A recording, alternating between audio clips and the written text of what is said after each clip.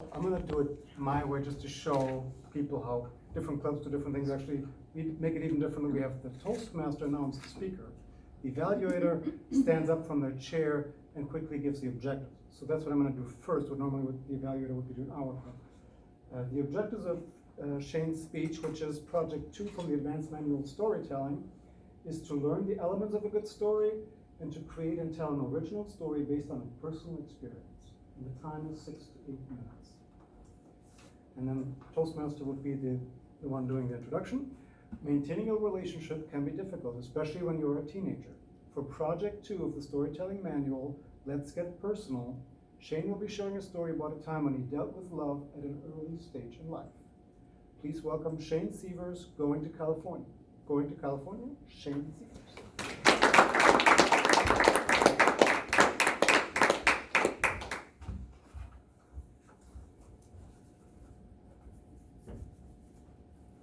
Have you ever been in love with somebody that didn't love you back? It can be agonizing, yet not that uncommon. In fact, neuroscientists even have a technical term for it. It's called friend zone. Yes, I've been there. Tonight, I'd like to share a story with you about a time my senior year in high school when I fell in love, became trapped in the friend zone, and how I escaped from it. I was going into my senior year. I had just finished a summer working full-time at what some would say is a shady restaurant just outside of town. I had money, I could buy nice clothes, and I had a nice car. I was feeling pretty good, except I didn't have a girlfriend or a dating app. But someone told me there's a girl out there with love in her eyes and flowers in her hair. And for me, her name was Krista. I didn't really know her at the time, but I would come to learn that she was a free spirit. Very natural beauty. She never wore makeup. And her Volkswagen had a parade of different colored Jerry Garcia bears marching across the back of it.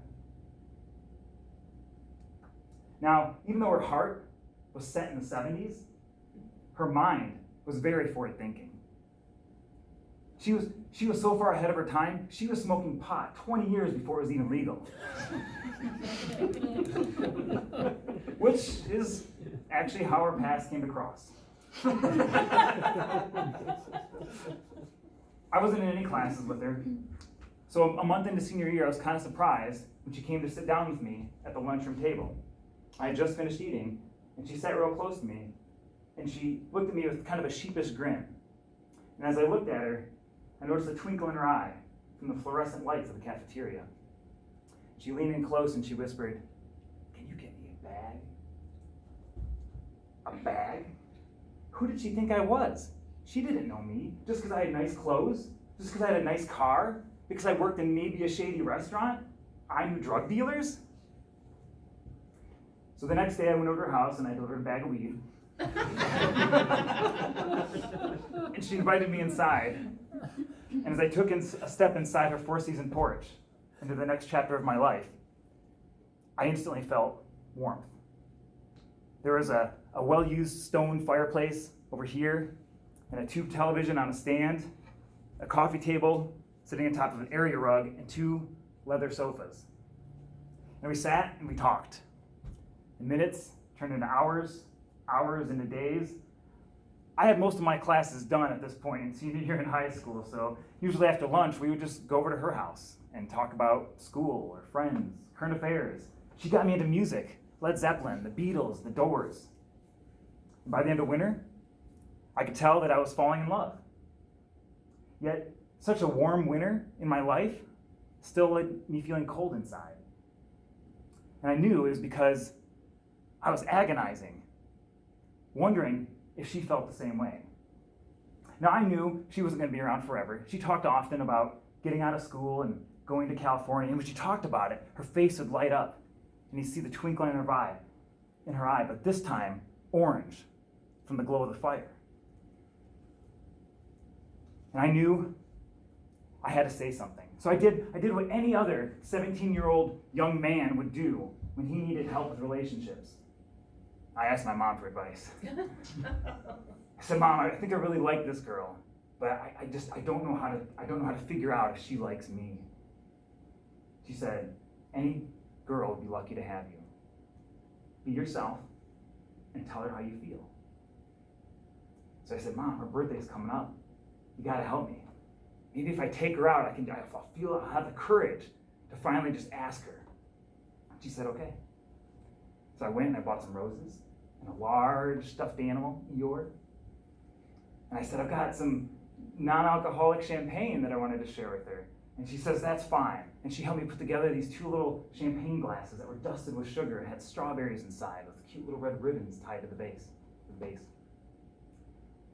And while I loved driving my car, that night she insisted on taking hers. But she let me drive. And we went to that shady restaurant just outside of town. And fortunately, my coworkers, they liked me. And they helped me put together a little bit of a surprise. So when I took off and went to the restroom, a secret admirer brought some flowers to me. And when we finished dinner and she went back to her car, there was a stuffed animal in the driver's seat, in the passenger seat. She didn't yet know about the bag of alcohol or the joint that was rolled in the back seat. That surprise was yet to come. And so we drove back to town, and we took a winding road up to the back of an elementary school that had a parking lot that overlooked town. And all you could see were the lights of the houses, a few of the businesses that were still open, and the street lamps. And I finally mustered up the courage to tell Krista how I felt. I have strong feelings for you, and I have to know if you feel the same way. She had already kind of put it together at this point. And she finally turned and looked at me. And this time I saw the twinkle in her eye, but it wasn't white and fluorescent or orange from the fire. It was red and blue. Because the cruiser just pulled up behind us. The high beams hit the cabin, and then the squelch of the radio.